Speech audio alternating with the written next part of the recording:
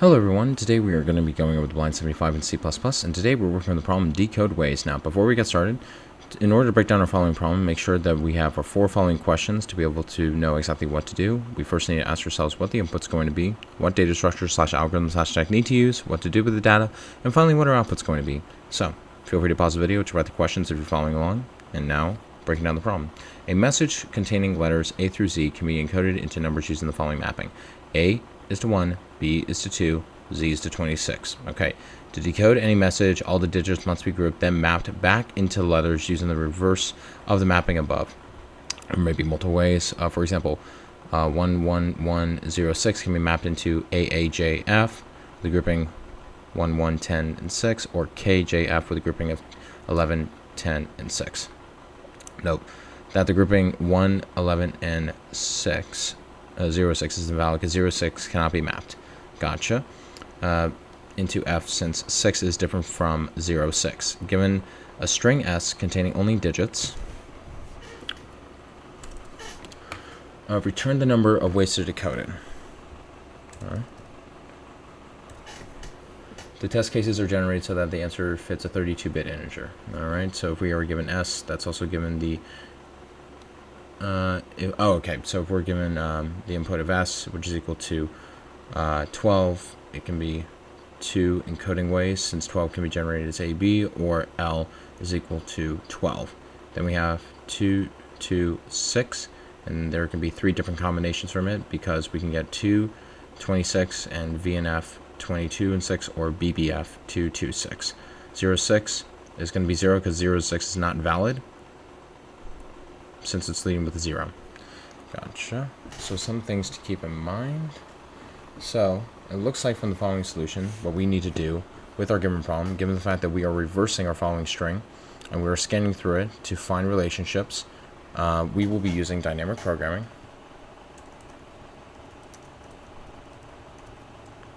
And the steps for us to be able to accomplish this are going to be when given string, we need to take care of our edge cases, which will be if the character is 0, return 0, as no valid decoding is possible. Then what we will do is that we will initialize an array called DP based on size s.length plus 1 to store the number of decodings for the string up to the ith position, and we will initialize our array to 0 and the next index accordingly while we're scanning it. And so for when we are scanning through our string, we will fill up the dynamic programming array from position to the very end. Then inside of our for loop, if the following index of the character is not 0, we're going to set our dynamic programming array at the current index equal to the dynamic programming array of the very last element. And then if the string from I minus 2 to the very last element, position, can form a number between 10 and 26. We're going to add our next element that we have to this index to indicate that we have, for instance, letters ranging from 10 to 26.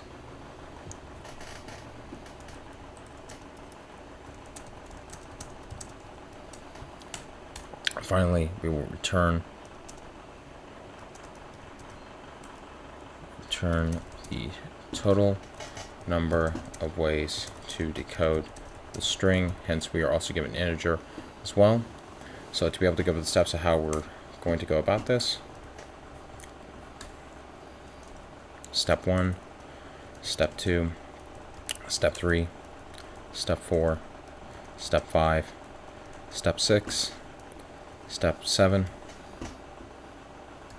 So the way how step 1 is going to work is that we're going to take care of our edge case. If s is equal to 0 for following characters, since we're dealing with the string, we will return 0. And for step 2, vector int dynamic programming s.length plus 1 to encapsulate the whole following array based on the following size of s, since we're figuring out different combinations, and store the number of decodings for the string up to the ith position. And we're going to initialize our 2 following positions that we have. This is how we do this.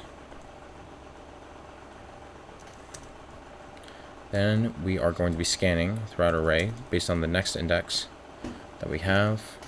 I is less than or equal to s.length, and I is incremented. Step 5 and 6.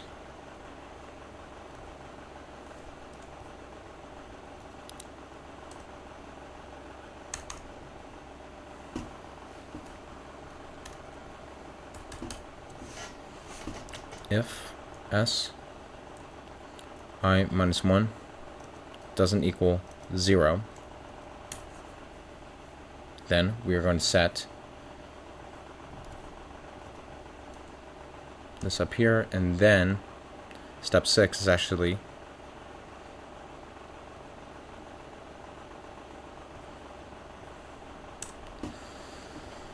I'm going to consider if the string is from the second to last position and then the very last position that we have, if it's between 10 to 26. So int 2 digits stoy s.substring I minus 2 to 2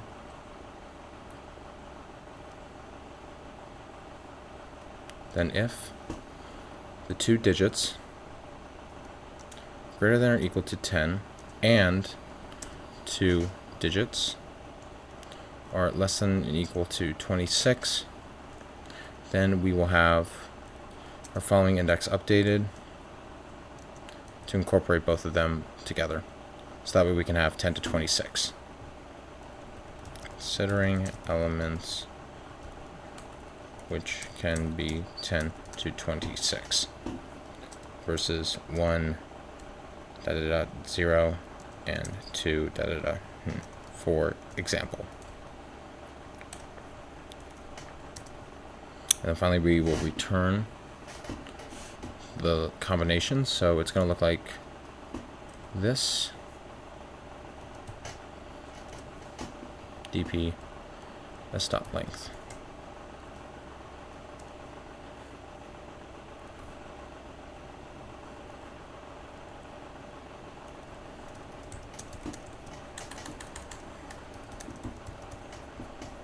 Gonna run this and make sure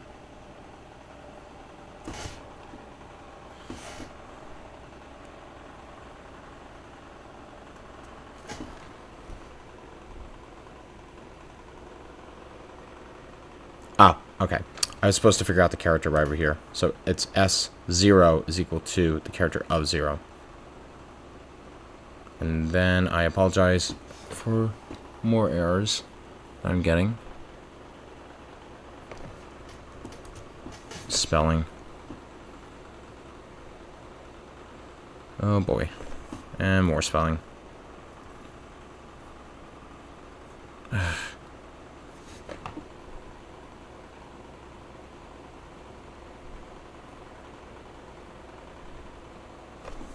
And also return. There we go. Passes all the test cases. And we have a wrong answer.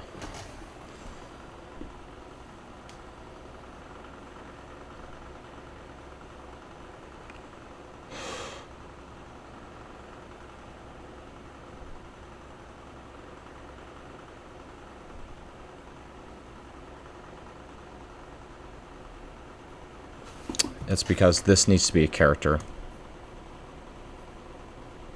There we go, passes all the test cases.